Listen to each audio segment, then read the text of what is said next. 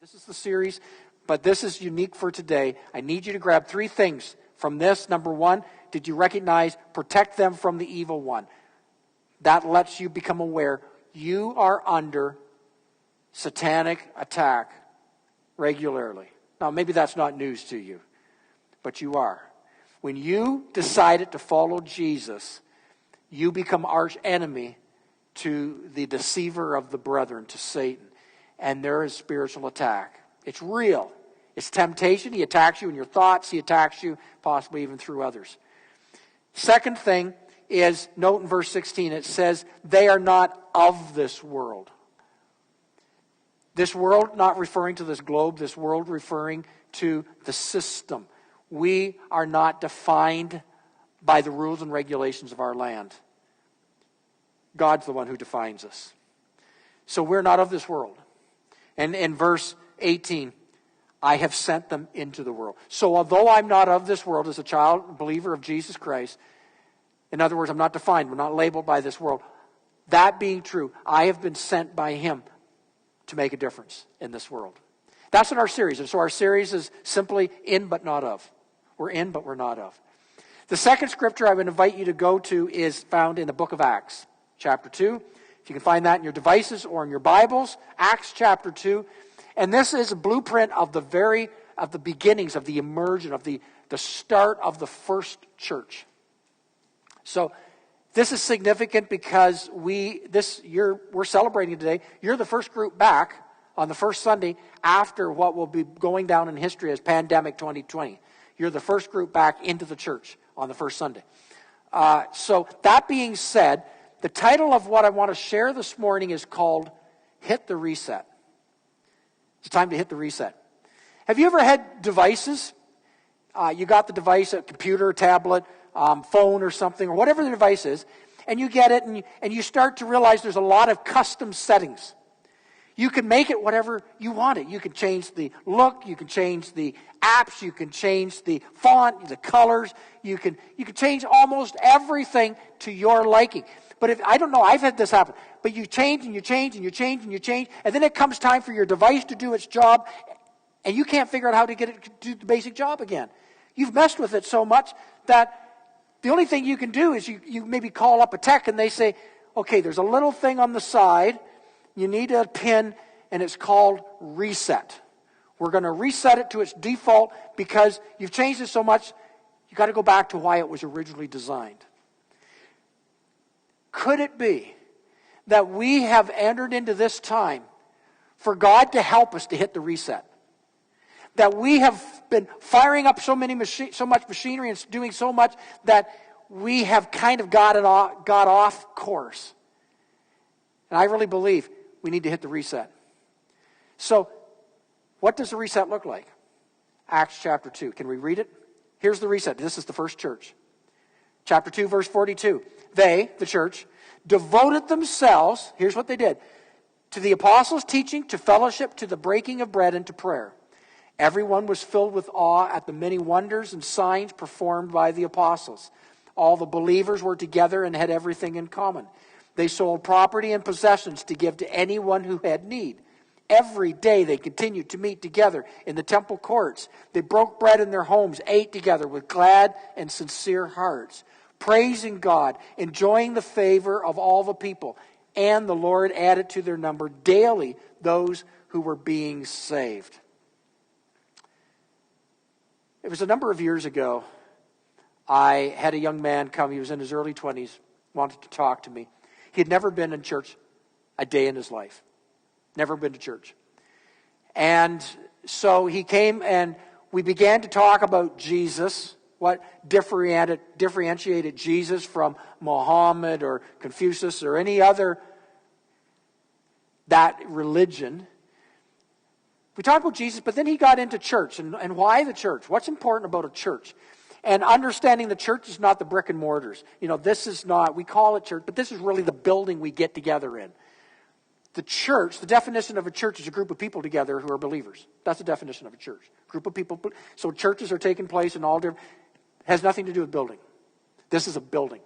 But a church is a gathering of believers. And so We began to talk about church. We began to talk about why the church is important. And I actually talked of this passage. I was talking about how they were devoted to teaching.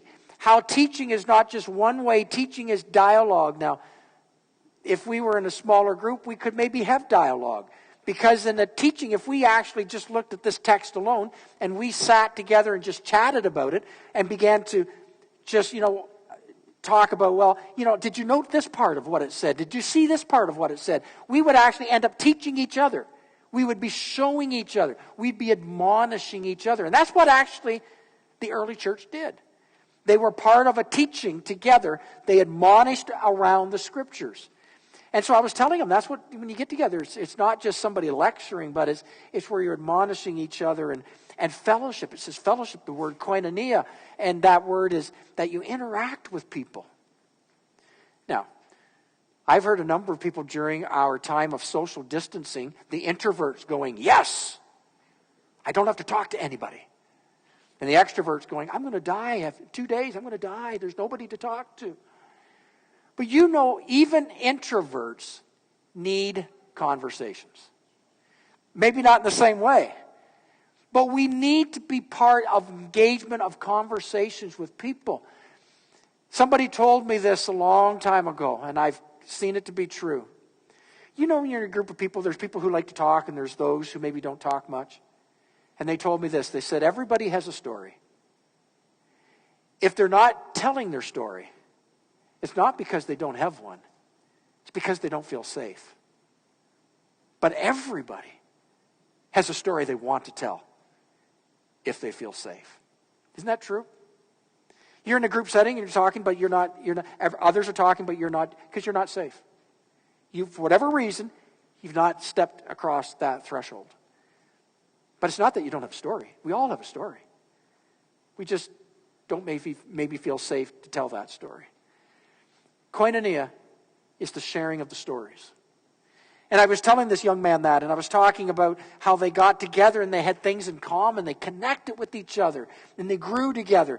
And if somebody had need, the others met the need, and they got together in homes, and sat down in the patio deck, and had barbecue together, or had a soda together, or something. They did something together. They connected at that level, and they had sincere hearts. In other words, they weren't just talking to the latest movie. They were talking about things that really mattered in life. And they had a sincere heart, and they had favor among the people. When I finished talking to this young man, he was so ramped up. He was so excited. He told his mom, he said, we've got to go to that church Sunday. I mean, look at it, so amazing. The teaching and the fellowship and the getting together and the things in common, and they're meeting each other's needs, and they're glad to be together, and they're sincere hearts, and they're enjoying each other. He says, I want to go to a place like that. And I was pretty excited until later that day. Later that day, I had an increasing sinking feeling in my gut. Have you ever had that? You had a conversation, and then later you rehearse the conversation, and you're going, oh no. And I began to rehearse the conversation, and I had the oh no going on.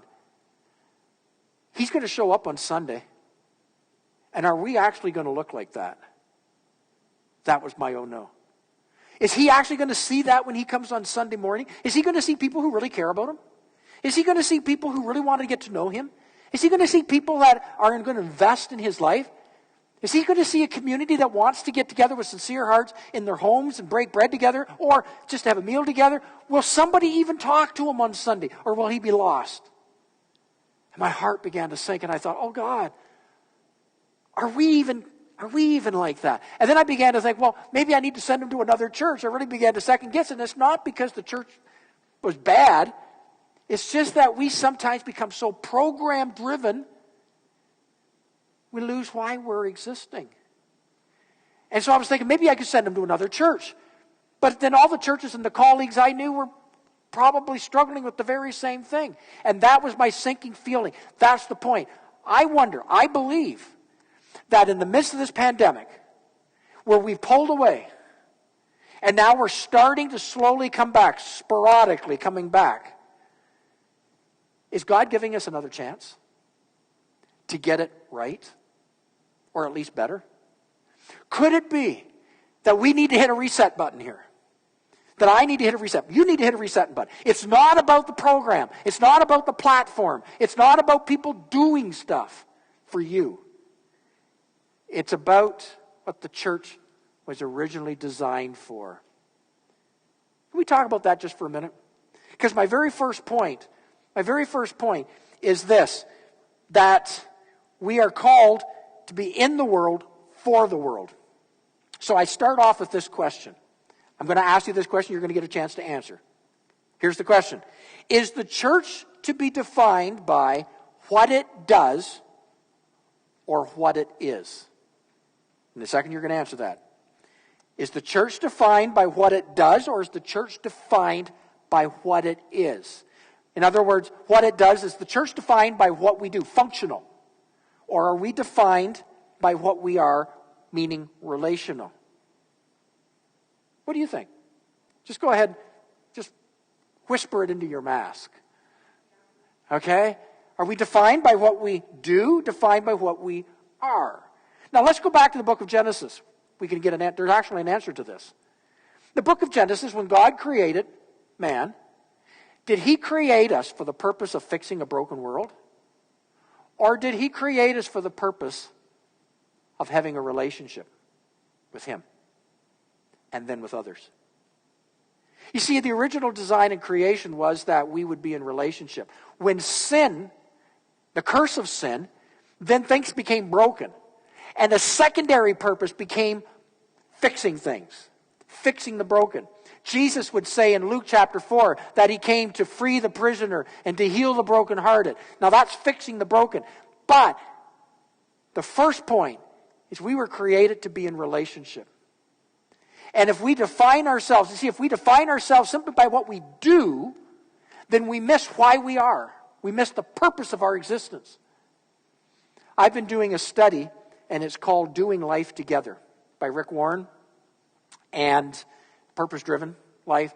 And this September, Lord willing, as a church-wide event in all our small groups and meeting, we're going to be embracing this 36th session. And it's not a program, it's an experience of relationship. Opening up opportunity for relationship so that we would get to know others. And B, Acts 2. Hit the reset. Go back to what his purpose was. Because as churches grow and they become complicated, they become big and noisy and machinery, and there's things happening, but sometimes we've missed the purpose by which we were designed. And that purpose, by the purpose defined here, we are in the world for the world, not simply to fix something, although we do. But we are here to have relationship. Which brings me to my second point. And my second point has to do with neighborly love. And it centers around a text in Mark chapter 12. Go to it if you would in your device or Bibles.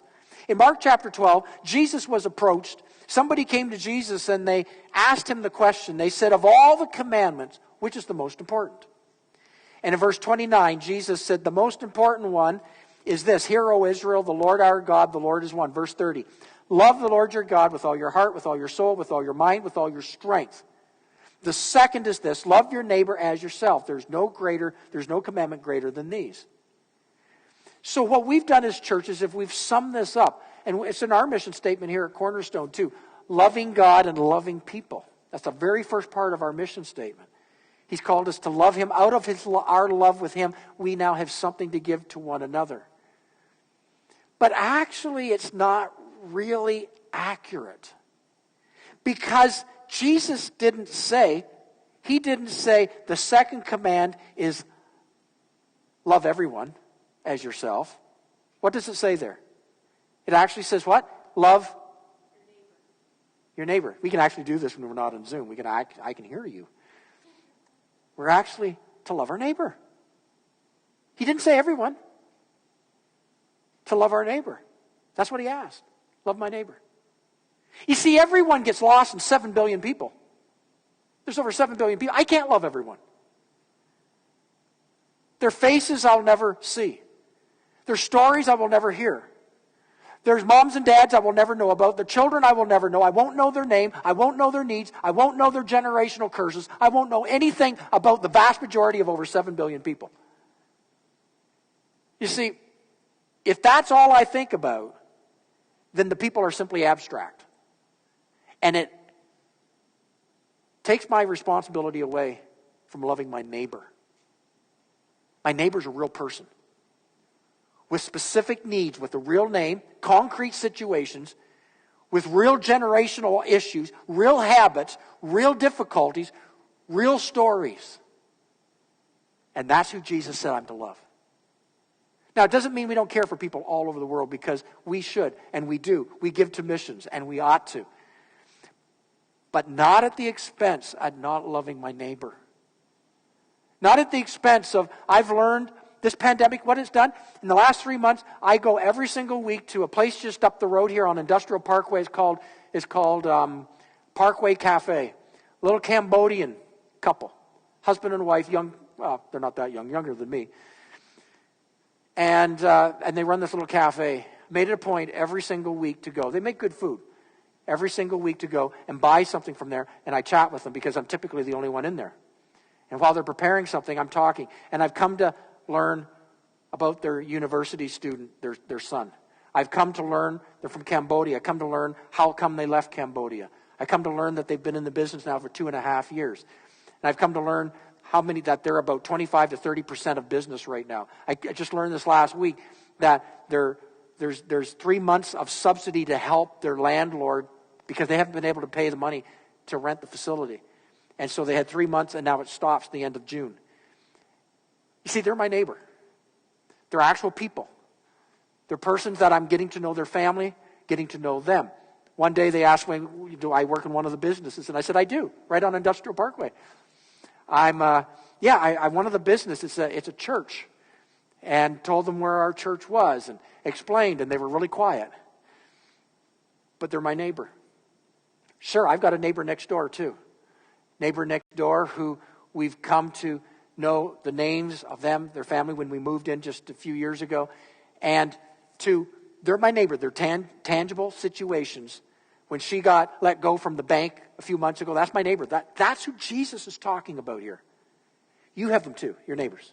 And I know you're saying, but we're in social distancing right now. But we are coming back. And as we come back, can we hit the reset button, church? Can we hit the reset button? Can we figure, who can I love? And one by one, target people we could start to love that maybe we weren't doing a good job before. You know something I discovered when we went into isolation? That there are people in our congregation here who did not have one person you knew the name of or phone number of or address, that once you walked out of here, you did not know the person you shook hands on a Sunday morning. You didn't know how to get a hold of them.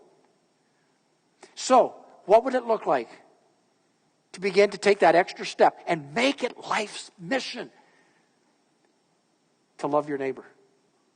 To love your neighbor. What would it look like, I wonder? As I've been going through that study, doing life together, I realize it's all about, you have to do it with someone else. I can't just do it. Wayne Lucas can't just do it because I'm not doing life together. I have to do it with somebody else. I have to journey with people. I have to trek with people. And when that gets into our heart, and we say, but I don't know how, I don't know where to begin. As we prepare our hearts in a spirit of saying, yes, Lord, I will do it, then God will begin to open opportunities. Remember our neighbor, the story of our neighbor, when somebody went to Jesus and they said, well, who is my neighbor? And Jesus told the story of the Good Samaritan. Well, the neighbor, the answer is, in brief, who is my neighbor? Anybody I cross sector with is my neighbor. Anybody who has a real face, a real name, a real story, they're concrete in their relationship with me. We don't have to be bosom buddies, but they're my neighbor. That's the person I've been told to reach out and to get involved in their life and to care for them. Reset button. I wonder. I am under conviction. I really think we have a tremendous opportunity right before us, June 28th, 2020, as Cornerstone comes out and begins to reintegrate out of pandemic, that we can hit a reset button as a church, as individuals, that we be more focused on our neighbors, We're in the world, not of the world, but we are for the world. So that Jesus, through us, can love them. I want to close with a story.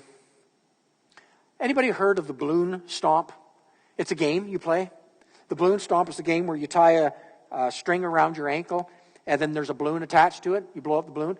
And then the object of the game is you get it in a circle, a bunch of people, and when the whistle goes, you run around, and the object of the game is you have to break everybody's balloons, and the last one whose balloon's not broken wins. Okay? Now I'm going to ask a question. Who here, come on, be honest, who here has played balloon stomp? I have. 3 of us, 4 of us, 5 of us, 6 of us, 7 of us. Okay. The rest of you got to try it. So, balloon stomp. Now, granted, I haven't played it since school, just letting you know. So what happened in this story? Robert Roberts tells the story. He writes about a 4th grade class in which the teacher introduced balloon stomp to the class.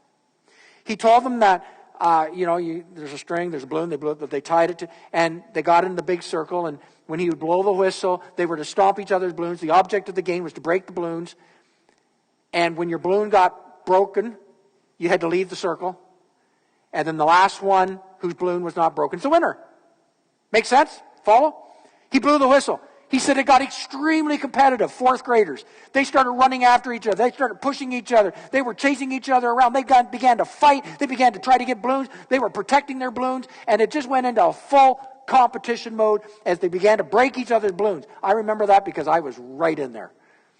And then sure enough, balloon broke one after the other, and there was one last person, and they were the winner. No one clapped. Even though that guy was a winner, everybody else despised him, right? Because their balloons were broken. It was vicious. It's the nature of the game. So they had another class. It was another grade 4 class, do the same game. But this grade 4 class, they were developmentally challenged, all of them. This 4th grade developmentally challenged, these were kids who struggled with cognitive abilities. They struggle with emotional suppression. They struggle with their ability to be able to gauge a situation. All of them. They struggle with emotional highs, emotional lows. Typically, they don't do well in competition. Typically, these group of people have quick meltdowns when things don't go right. That was the 4th grade. They were a developmentally challenged group of 4th graders. So they brought them in, they had the circle, they gathered, they put the balloons, they explained the object of the game is you stomp, you have to break each other's balloons, and then at the end, the winner's the one who has the last balloon. And then they blew the whistle. But the game took on an entirely different progression. Instead of them chasing each other around the room, what they decided to do was, instead of fighting each other off, they formed a balloon stomp co-op. They chose to help each other break each other's balloons. It wasn't competition. And so, like in case in point, there was one boy trying to step on this girl's balloon, and the balloon kept moving, so she reached down and held it like a field kicker in a football game. She held the balloon so he could step on the balloon. He broke the balloon. And then he turned around, and they giggled together, and he turned around and he held his balloon for her, and she came over and she stepped, and then they giggled when the balloon broke, and they continued to do that. They held their balloons for each other as they stomped on each other's balloons until the last balloon was broken, and then they all clapped and they all rejoiced. And all the teachers were perplexed. They rewrote the rules to the game. You see, in the previous game, everyone was an opponent. In this game, everyone was a co-worker.